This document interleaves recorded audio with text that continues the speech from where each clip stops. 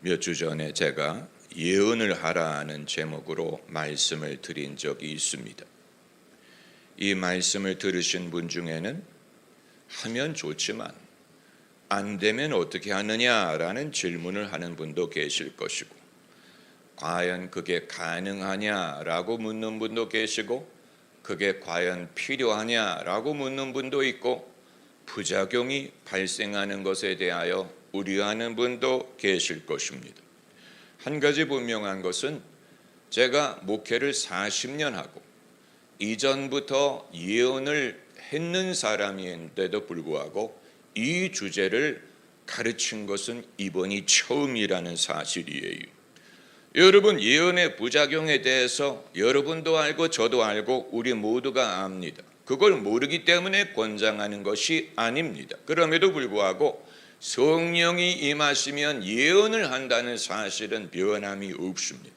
사울 왕이 예언을 했고, 또 고넬료의 일가 친척이 예언을 했고, 에베소의 성도들이 예언을 했고, 말세에 성령을 부어주어 예언하게 한다고 하셨기 때문에 예언에 의한 부작용이 있다면 그것은 성령 쪽에 부작용이 있는 게 아니고 사람에게 부작용이 있는 것이고, 그것은 예언을 하는 사람이 오해하거나 예언을 받는 사람이 오해하기 때문인 것이지, 그 은사 자체를 부정하는 것이 아니고 그 은사의 위험으로 인하여 이것을 피해야 된다는 말을 한다면 그거야말로 송아지가 우리에 없으면 우리가 깨끗할지라도 우리가 깨끗하기 위해 송아지를 없애라는 말을 하는 것과 같은 것입니다.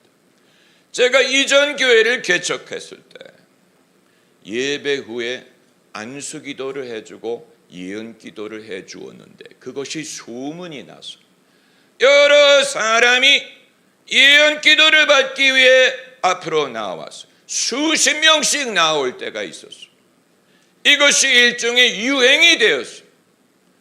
그때도 성령이 저를 통해 예언을 하게 하셨는데 제가 불편하게 느끼기 시작했습니다. 왜냐하면 사람들이 왜 나올까 하는 것이 이해가 되지 않았어요. 왜 이들이 이렇게 몰릴까? 이미 설교를 통해 말씀하시고 예배를 통해 은혜를 주시는데 그때는 뭐 하다가 예언 기도를 받겠다고 이렇게 나올까? 그리고 한 번 나온 사람이 지속적으로 나오는 것을 보면서 과연 들었는지 깨달았는지 믿음을 가졌는지 아니면 요행을 바라는 마음으로 마치 미신처럼 목사님의 안수기도를 받으면 뭔가 내가 시련을 면하게 되지 않을까, 요행이 임하지 않을까, 미신적인 동기로 머리를 대고 은사를 받으려는 사람들이 있는 것을 느끼기 시작했어요. 그래서 제가 사람들에게 물어보기 시작했어요. 왜 나왔느냐? 무슨 기도 제목이 있느냐? 그랬더니 아니나 다를까 목사님의 안수기도를 받으면 그 자체가 마치 부적처럼 미신처럼 내게 효험이 있어서 내가 시련을 극복하고 시련을 면하고 뭔가 행운을 얻지 않을까 바라는 사람들이 다수였다는 사실을 발견하게 되었습니다. 그래서 저는 그런 식으로 나오지 말아라, 그런 식으로 예언을 의존하지 말아라 라고 말하기 시작했더니 사람들이 더 이상 나오지 않는 것뿐만이 아니고 예배를 나오지 않는 것을 보았어요. 그게 25년 전의 일이에요. 많은 세월이 지나가면서 저는 여기에 대해서 생각하고 그리고 깨달음을 얻은 것입니다. 오늘 본문에서 그 해답을 찾습니다. 오늘 본문에 예언하는 여러 사람들이 등장합니다. 아마 여러분 중에는 나도 소시적인 예언을 해봤습니다 라고 은근히 자랑하는 분들이 의외로 많이 계실 것입니다.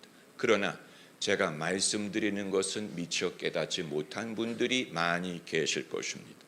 본문에 바울도 예언하는 자고 빌립도 예언하는 자고 빌립의 네 딸도 예언하는 자고 아가보도 예언하는 자고 다 예언하는 사람.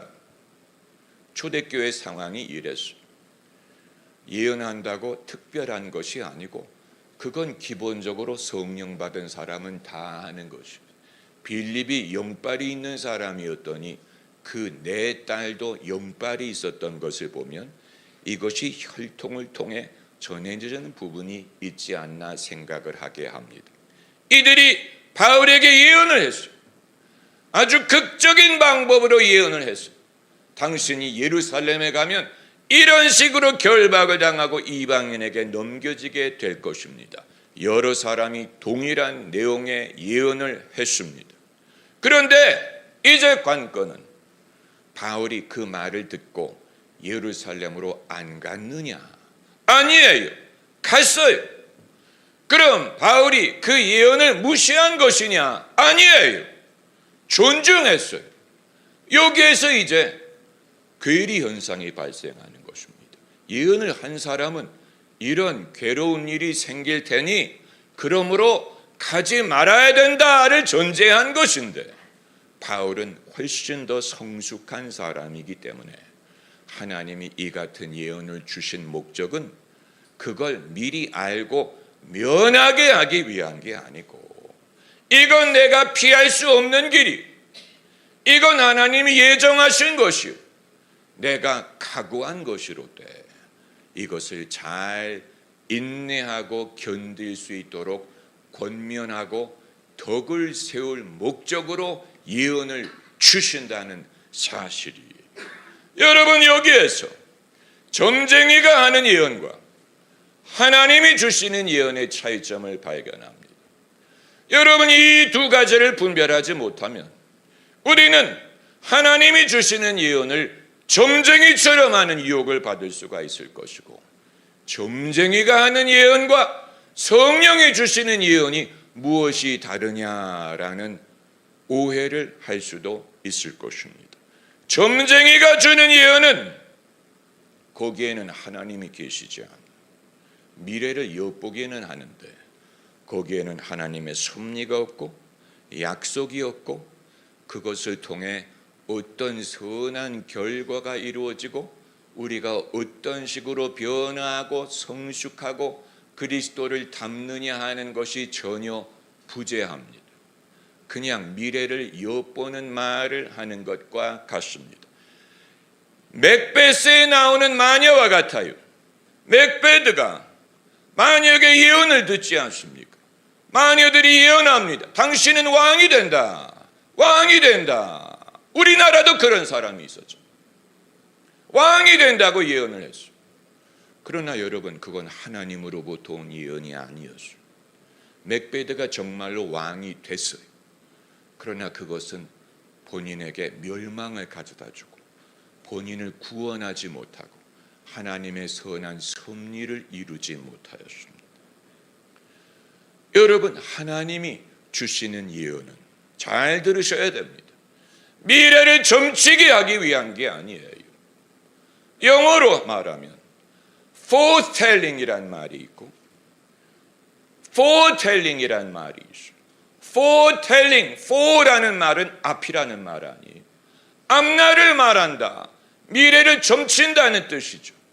반대로 foretelling은 선포한다라는 의미가 있습니다. 하나님이 예언을 주시는 목적은 내가 용한 사람이 되기 위한 게 아니에요. 아마 이전 교회에 안수기도 나오러 온 분들이 김 목사님은 용해 이렇게 생각했을 거예요. 그 교회 용해, 찾아가봐, 용해, 뭔가 도움이 될 거야, 이런 동기로 사람들이 호기심으로 왔던 것 같아요. 그러나 그건 하나님의 의도와 달랐기 때문에 만일 제가 그것을 지속했다면 이들의 믿음에 도움이 되지 않고 오히려 미신적이고 의존적인 사람을 양선했을 것입니다. 그리고 그것은 하나님의 뜻이 아니에요. 하나님이 본문에서 이 여러 선지자들을 통해 예언하게 하신 것은 바울의 앞날을 foretelling, 점을 쳐서 이 시련을 면하게 하기 위한 게 아니에요. 다만 예언을 하는 사람들이 그것을 몰랐을 것 같아요. 그렇기 때문에 가지 말라고 한 거예요. 바울은 이것을 알았어요. 그렇기 때문에 간 거예요. 그 차이를 우리가 알기 원하는, 그때도 예언을 하기는 하지만 이게 어떤 용도인지, 어떤 목적인지, 왜 하게 하시는지를 모르는 사람들이 있었던 것 같습니다. 바울이 이들보다 어른이었던 이유는 그것을 알았기 때문에, 이 말씀은 예루살렘에 가지 말고 시련을 면하게 하기 위한 게 아니고, 이건 내가 마셔야 될 잔이고, 이건 내가 하나님이 예비하신 것이고, 이것을 잘 감당하도록 돕기 위해 덕을 세우고 권면하고 안위하기 위한 것이구나 하는 것을 알았기 때문에 더 용기를 가지고 예루살렘에 갈 수 있었던 것입니다. 여러분, 이 차이를 우리가 알기 원하는 것입니다. 하나님은 일하시는 분이에요. 우리 안에 일하시는 분이에요. 우리 안에 선한 일을 도모하십니다. 이것이 없이 하나님의 역사를 말할 수 없어요. 우리 안에 이루시는 선한 역사를 배제하고 성령의 은사를 말할 수 없어요. 병 고치는 것이든 예언하는 것이든 어떤 은사든 간에 우리 안에 행하시는 하나님의 선한 역사를 배제하고 이해하게 되면 이 모든 것은 마치 수능일날 교문에다가 엿 붙이는 것과 같은 것이 될 것입니다. 요즘에는 그렇게 하는지 알 수 없는데, 옛날에는 입시날 교문에다가 엿을 붙였죠. 붙으라고. 일종의 미신, 요행을 바라는, 행운을 바라는. 당연히 신앙을 그런 식으로 접하는 사람이 있겠지만, 만일 그런 식으로 요행을 얻는다면 그것은 우리에게 별로 도움이 되지 않아, 우리의 영혼을 성장하게 하지 못하고, 내가 변화하지 못하고, 내가 그리스도를 닮아가지 못하고, 오히려 의존적이고 유아적인 상황에 머물러 있게 될 것입니다. 하나님의 선한 역사를 배제하고 하나님을 이해하시오. 하나님은 내 안에 일하고 계시는 하나님이에요. 너희 안에 시작하신 착한 일, 따라해보자. 착한 일. 여러분, 이것을 하나님이 행하시는데, 착한 일을 이루는 과정에는 시련이 있고 사망의 음침한 골짜기가 있고 핍박이 있고 때로는 여러 가지 곤란함이 따라오는데, 그건 유익하게 하기 위한 것입니다. 그걸 통과해야 내가 진실해지고 겸손함을 배우고 인내하는 법을 배우고 때로는 용감해지는 법을 배우고 진짜 믿음이 뭔지를 경험하게 되고, 이걸 통과한 후에 내가 성숙해지는 것을 발견합니다. 여러분이 성숙해질 수 있었던 비결은 이 과정을 통과했기 때문이에요. 이것 없이 성숙해질 수 있는 사람은 아무도 없어요. 그런데 왜 성도들은 이걸 두려워하고 어떻게든 내가 안수 기도를 받고 예언 기도를 받아서 이것을 면하려고 하는지 도대체 알 수가 없고, 유아적인 심정으로 열심을 내는 것이면 그 열심이 오히려 그 신앙 성장에 방해가 됩니다. 그냥 열심만 내서 되는 게 아니고, 유아적인 동기로 내는 열심은 미신적인 신앙을 장려하고 마치 교문에다가 엿을 붙이는 것과 같은 마음으로 신앙생활을 하게 될 것입니다. 그때 기도받으러 나온 분들이 다 그렇다고 말하는 건 아니지만, 그게 일종의 센세이션이 되고 유행이 되고, 그것이 이 주 메인 동기가 되었던 것 같아요. 그래서 제가 불편하게 여겼던 것이 옳은 판단을 한 거예요. 제가 그때 분별한 거예요. 뭔가 이상해.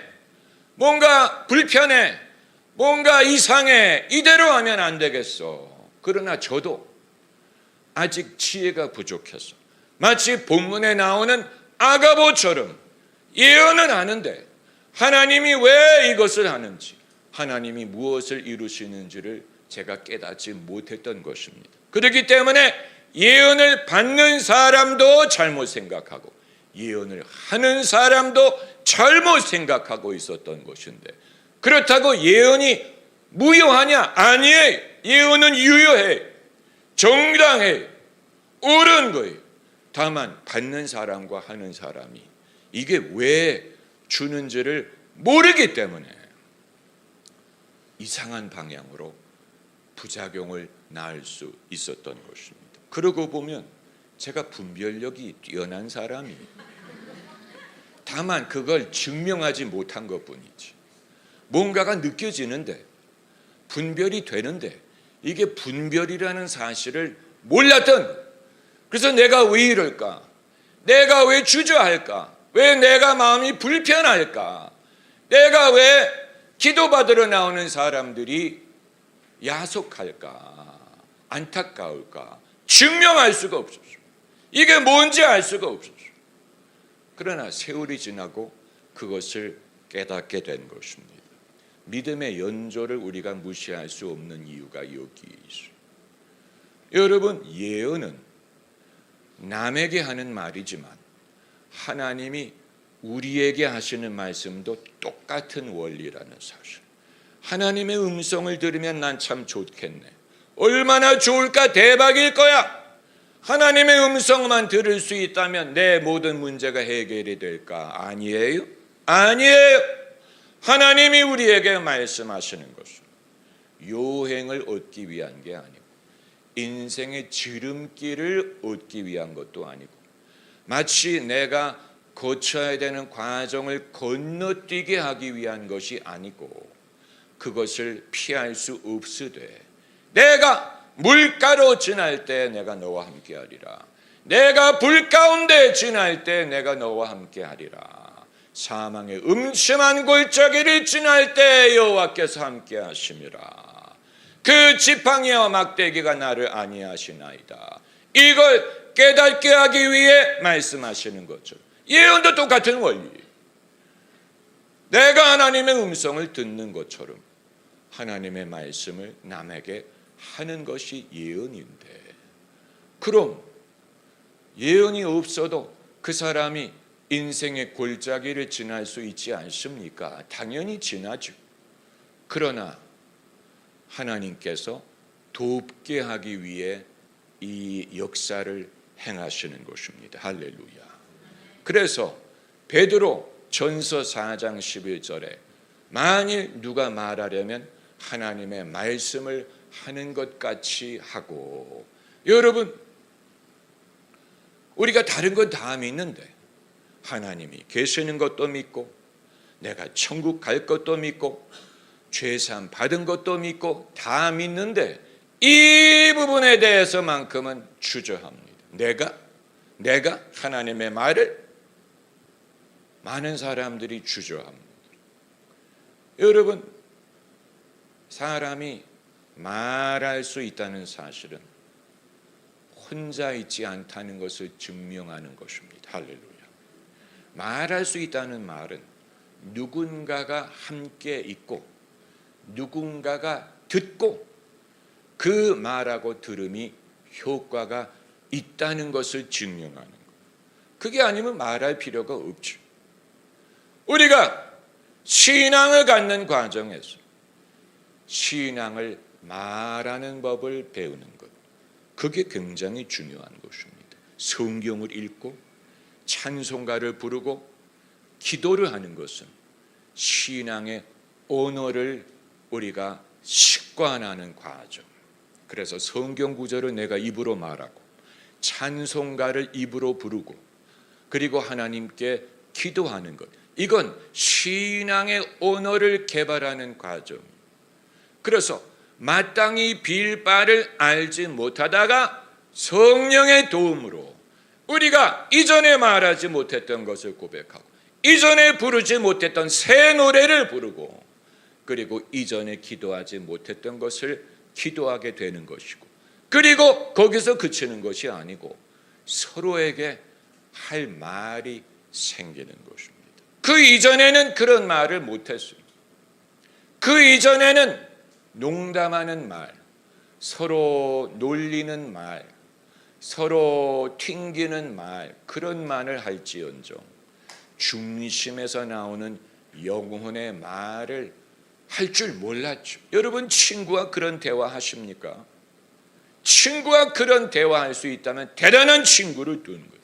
대부분의 친구는 좋아졌네, 좋아졌어 김 사장, 김 사장 뭐 요즘에, 이런 식으로 표면적인 대화만 하고 중심의 말을 하는 법을 모르고 한 적이 없고 한들 들을 것 같지 않는 거예요. 얼마나 우리가 이 주변을 맴돌면서 사는가 하는 것을 보여주는 것입니다. 얼마나 우리가 주변을 맴도는 인생을 살고 있느냐. 그리고 그 말을 할 수 있다고 하더라도 그래서 무슨 소용이 있느냐, 이런 질문을 하잖아요. 내가 진지한 말을 하고 그 사람이 듣는다고 가정, 그것만 해도 대단한 대화가 이루어지는 것인데, 그런들 진지한 대화가 이루어진들 무슨 소용이 있습니까? 이런 질문을 할 수 있어요. 무슨 소용이 있습니까? 소용이 있기 때문에 서로 예언을 하는, 하나님의 말을 하는 것처럼. 왜냐하면 이것이 덕을 세우고 권면하고 위안하는 역할을 하기 때문에. 덕을 세우고, 덕을 세운다라는 말이 그런 edify, exhort, comfort. 여러분, 한 가지만 해도 대단한데 세 가지 역할. 덕을 세우고 권면하고 위로하는, 안위하는, 위로가 되는, 힐링이 되는, 힘이 되는, 용기가 되는, 믿음을 북돋는 말. 그래서 만일 말하려면 하나님의 말씀을 하는 것 같이 하라. 점을 치라는 말이 아니고 용한 사람이 되라는 말이 아니에요. 성령이 감동하시면 누구든지 말할 수 있어요. 성령의 감동. 성령의 감동을 받아본 사람은 누구든지 감동으로 말할 수 있어요. 그게 예언이 자기에게 예언할 수도 있고 남에게 예언을 할 수도 있고 기도 중에 예언을 할 수도 있어요. 할렐루야. 그리고 그것이 놀라운 효과를 가져다주고 듣는 사람의 지혜가 필요하고 말하는 사람의 지혜가 필요하고, 듣는 사람이 이것을 어떤 요행, 부적처럼 여기면 안 돼. 목사님이 안수기도를 해줌으로 그 자체로서 내가 무슨 요행을 얻을 수 있지 않을까. 그건 미신, 그건 예언을 성물처럼 여기는 거야. 성물. 과거 천주교에 그런 미신이 있었잖아요. 성물을 가서 만지기만 하면 얼마나 성 베드로 사원에 베드로 상의 발가락을 사람들이 만졌으면 그게 타락했어요. 사람들이 그거 만지면 병이 낫는데, 그거 만지면 소원을 이룬데, 이렇게 생각했기 때문에 저마다 성 베드로 사원에 가는 사람마다 베드로의 발가락을 만짐으로 내가 뭔가 유행을 얻을 수 있지 않을까. 그 신앙을 우리가 욕할 수는 없어요. 비판할 수는 없지만 적어도 그건 믿음이 아니에요. 그건 믿음이 아니에요. 주님이 원하시는 믿음이 아니에요. 여러분, 사망의 음침한 골짜기를 내가 지나야 된다면 지날 것입니다. 지날 수밖에 없어요. 그리고 살아서 통과할 것입니다. 할렐루야. 사망의 음침한 골짜기를 살아서 통과할 거예요. 다만 그 과정이 괴로울 수 있지요. 내 주를 가까이 하게 하면 십자가 짐 같은 고생이라는 게 바로 그걸 말하는 거예요. 그러나 그걸 통과해야 내가 살 수 있다면 통과할 것입니다. 자기 생명을 건지고자 하는 자는 죽을 것이요 버리는 자는 구하리라. 사망의 골짜기를 통과하는 것이 그와 같다. 그걸 피하려고 하면 죽어요. 그러나 믿음으로 통과하면 삽니다. 더 삽니다. 잘 삽니다. 내가 더 강건해지고 지혜로워지고 내 믿음이 산 믿음이 되고 믿음의 연조가 생기고 이전보다 담대해지고. 그러나 그 과정을 통과하는 것은 괴로운 일이기 때문에 이제 예언의 역할은 예언만 하고 들었으니 가세요 이게 아니고 이 과정을 같이 지나는 심령. 우리 같이 갑시다. 이 과정을 내가 옆에서 기도하며 같이 가겠습니다. 그러면서 예언을 하게 될 때 바울이 지금 그걸 받는 것입니다. 여기에 등장하는 아가보든 빌립의 네 딸이든 그 이전에도 선지자가 등장을 합니다. 여러 선지자. 여러분, 저는 교회 다니는 사람들이 많은 시대를 사는 우리가 예수 믿는 사람들끼리 모였을 때 사도행전처럼 되면 얼마나 좋을까 이런 생각을 해요. 우리가 이런 신령한 것을 알고 소유한 사람들끼리 모여서 할아버지도 예언을 하고 할머니도 엄마도 예언하고 아들도 예언하고 젊은이도 예언하고 늙은이도 예언하고 남자도 하고 여자도 하고 이건 우리가 다 해. 이건 기본이야. 성령을 받으면 해. 이런 분위기가 형성이 되면 이상하게 여기지 않을까. 이걸 당연하게 여기고 자연스럽게 여기고 이건 하나님이 우리에게 주신 자녀의 떡의 일부일 뿐이야. 자녀의 떡을 우리가 취하는 것은 당연한 거야. 자녀의 떡에 포함되어 있는 거야. 이건 예수님의 은혜 패키지에 포함되어 있는 거야. 예수님이 이 모든 것을 주셨어. 나를 믿는 자에게는 이런 표적이 따르리라. 저들이 내 이름으로 귀신을 쫓아내며 새 방언을 말하며 손으로 뱀을 집으며 무슨 독을 마실지라도 해를 받지 아니하며 병든 자에게 손을 얹은 즉 나으리라. 성경에 있는 말씀, 성경에 예수님이 하신 말씀. 그런데 왜 사람들은 애써 그것을 부인하려고 하는지 알 수가 없어요. 왜 애써 안 해도 돼, 없어도 돼, 있다고 믿음이 좋은 거 아니야, 없어도 좋아. 왜 애써 그런 식으로 성경을 해석하는지 도무지 알 수가 없어요. 이상한 것이죠. 예수님이 분명히 말씀하셨는데, 밝히 말씀하셨는데, 5가지를 열거하셨는데 왜 사람들이 애써 그걸 부인하려고 하는지 알 수가 없어요. 왜 없어도 된다고 생각하는지 알 수가 없어요. 내 말을 듣고 실천하는 자, 반석 위에 집을 지은 지혜로운 자와 같으리라. 할렐루야, 할렐루야, 할렐루야. 여러분이 깨달으셨을 거예요. 내가 이걸 못했던 이유가 은사가 없어서가 아니었구나.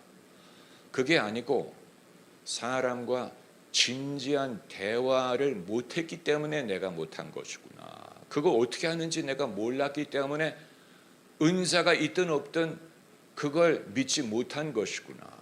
사람과의 진지한 대화의 가능성, 표면적인 속을 드러내는 것을 기피하는 그런 대화가 아닌 영혼과 영혼, 프랑스어로 떼따 떼트,